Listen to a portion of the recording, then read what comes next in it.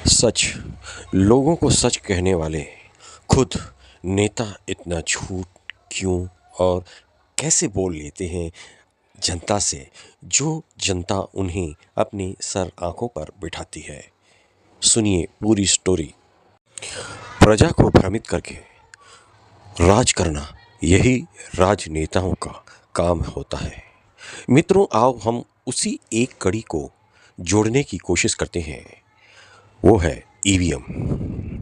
EVM पर कई पक्षों ने बार बार कहें या लगातार कहें कि आवाज़ उठाई है कि ईवीएम हैंक हो गई, ईवीएम हैंक हो गई। आखिर ये ईवीएम हैंक होती कैसे है, इसकी जानकारी शायद उनको है ही नहीं कि ईवीएम हैंक हो सकती है या नहीं। बस उनको तो एक टॉपिक चाहिए कि जिसके ऊपर वो जनता का ध्यान बांट सके। आइए हम सुनते हैं। सबसे बड़ी बात यह है कि ईवीएम हैंक होती ही नहीं है, क्योंकि उसके अंदर कोई वाईफाई डिवाइस होता ही नहीं है। तो ये जानकारी क्या विपक्ष के पास नहीं है कि ईवीएम में कनेक्ट होने वाला कोई वाईफाई सिस्टम है ही नहीं, तो ईवीएम हैंक होगी कैसे? लोगों को इस तरीके की गलत जानकारी देने से क्या वो एक झूठी प्रोपेगेंडा कांड में उनको सज़ा नहीं हो सकती? ठीक है, वो कानून का काम है, वो कानून करेगा। मगर फिर भी लोग उनके बहकावे में आकर कहने लगते हैं कि ईवीएम हैंक हुआ। अगर मैं आपको कहूँ कि आपको मैं एक कैलकुलेटर देता हूँ, अगर आप उसे हैंक करके बताएँ, तो क्या आप कैलकुलेटर को हैंक कर पाएँगे?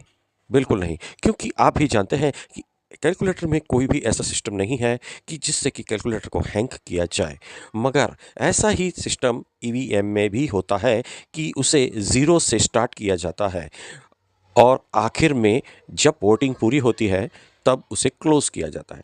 अब शुरुआत देखते हैं कि जैसे ही ईवीएम को स्टार्ट करते हैं, तो कई पार्टियों के जो प्रतिनिधि होते हैं, उनके सामने ज़ीरो सेट किया जाता है। अगर वो 5 पार्टियाँ वहाँ पर हैं, तो 5 पार्टियों के प्रतिनिधि, अगर 10 पार्टी हैं, तो 10 पार्टियों के प्रतिनिधियों के सामने उस ईवीएम को खोला जाता है सीलबंद में से, एवं कनेक्टर में जॉइंट करके और रेगुलेटर चालू करके उसे दिखाया जाता है कि देख लीजिए ज़ीरो है या नहीं। आप अच्छी तरह से देख सकते हैं, चेक कर सकते हैं। उसके बाद फिर उन प्रेसिडेंट अधिकारियों की सिग्नेचर ली जाती है, जो हर पक्ष के वहाँ पर बैठे रहते हैं, उनसे उनकी सिग्नेचर ली जाती है। तो आप ये कहें कि एक ईवीएम में ज़्यादा से ज़्यादा 1000 वोटों की ही कैपेसिटी होती है।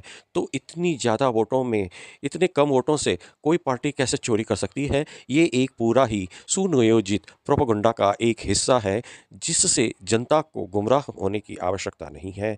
आप जनता ये समझें कि इसी तरह का एक नेविगेट और भी सेट किया जाता है, वो है कि संविधान खतरे में है।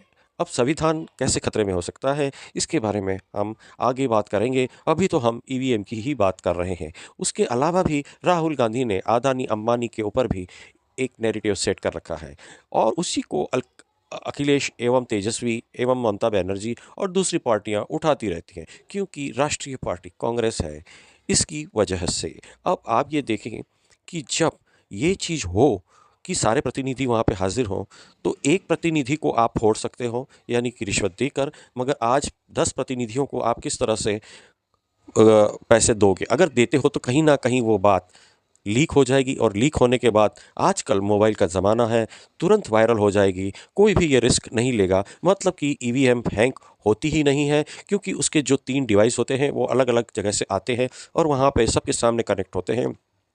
उसके बाद एक-दूसरे से उसका कोई लेना-देना नहीं होता। ईवीएम कंपनियाँ अलग-अलग होती हैं और अलग-अलग तरीके से उनको डेवलप किया जाता है।